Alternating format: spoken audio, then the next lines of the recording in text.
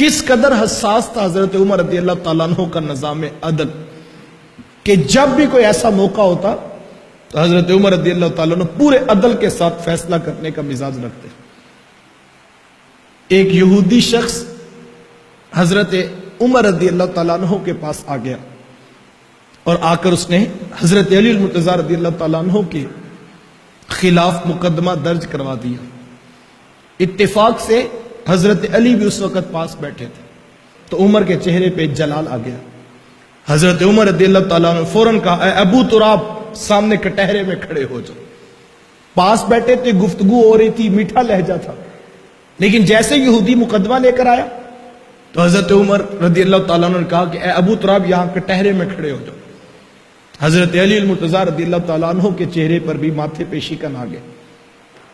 دونوں کی جو ہے وہ گفتگو کو سماعت کیا اور فیصلہ حضرت علی المرتضیٰ رضی اللہ تعالیٰ عنہ کے حق میں دے دیا.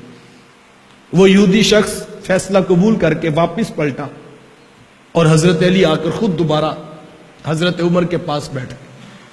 تو حضرت عمر رضی اللہ تعالیٰ عنہ فرمانے لگے میرے بھائی علی ایک بات پوچھنا چاہتا ہوں. کہا پوچھئے.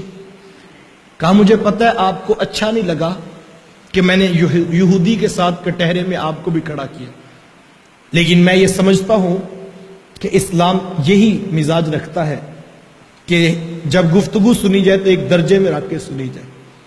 تو حضرت علی المرتضیٰ رضی اللہ تعالیٰ عنہ فرمان لگے عمر اب آپ نے بات چھیڑی ہے تو میرا موقف بھی سماعت کر لے. کہا یہ بات بجا ہے کہ جس وقت آپ نے مجھے اس کے ساتھ کھڑا کیا تو میرے ماتھے پہ شکن ضرور آیا تھا, لیکن اس وجہ سے نہیں آیا تھا کہ مجھے وہاں پر اس کے ساتھ کیوں کھڑا کیا گیا.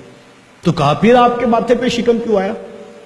تو حضرت علی عرض کرتے ہیں کہ اے میرے بھائی عمر آپ نے مجھے کہا تھا اے ابو تراب کٹہرے میں کھڑے ہو جاؤ, اور کسی شخص کو اس کی کنیت کے ساتھ پکارنا یہ اس کے لیے عزت اور تکریم کا سبب ہوتی. عمر آپ نے جب یہ کہا تو میں یہ سوچ رہا تھا کہ کہیں میرا مد مقابل یہ نہ کہہ دے یہ کیا بات ہوئی, مجھے نام سے پکارتے اور اپنے بھائی کو تم کنیت سے پکارتے ہو. کہا مجھے یہ فکر لگی تھی کہیں ایسا نہ ہو کہ وہ ہمارے اوپر اعتراض کر دے. اللہ اکبر. یہ تھے خوبصورت لوگ جو عدالت کے کٹہروں میں بھی کھڑے ہوتے تھے تو کہتے تھے پکارا بھی ایک نام اور ایک لہجے کے ساتھ جائے. یہ حضرت عمر رضی اللہ تعالیٰ عنہ کا دور ہمایوں ہے کہ لوگ خود کو بھی پیش کر دیتے. اور حضرت عمر رضی اللہ تعالیٰ عنہ کا نظام عدل کتنا ہے کہ آپ گزر رہے تھے کہ ایک لونڈی اس کی آنکھوں میں آنسو تھے. تو کہا کیا ہوا تمہیں؟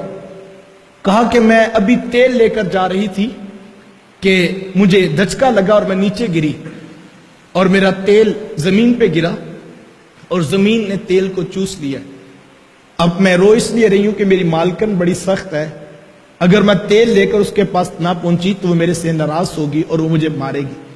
حضرت عمر رضی اللہ تعالیٰ عنہ جلال پہ آتے ہیں اور فرماتے کہ زمین پر درہ مار کر فرمایا کہ اے زمین تیری یہ جرت کہ عمر کے دور حکومت میں ایک لونڈی کا تیل پی جائے, اس کو باہر پلٹا. ہمیں تاریخ بتاتی ہے عمر کا یہ کہنا تھا کہ زمین پلٹا کر تیل کو باہر الٹا دیتی ہے. یہ ہے حضرت عمر جن کی حکومت زمین کے اوپر بھی چلتی ہے. حضرت عمر رضی اللہ تعالیٰ عنہ کیسا خوبصورت انداز حکومت رکھتے ہیں. حضرت عمر رضی اللہ تعالیٰ عنہ کے دور ہمایوں کے اندر جو ہے وہ لوگوں کو عدل ان کی دہلیز پر میسر تھا, اور حضرت عمر رضی اللہ تعالیٰ عنہ لوگوں کے دکھوں کے اندر شریک ہو جاتے تھے اور ان کے بوجھ اٹھانا عمر اپنے لیے سعادت مندیاں سمجھتے تھے.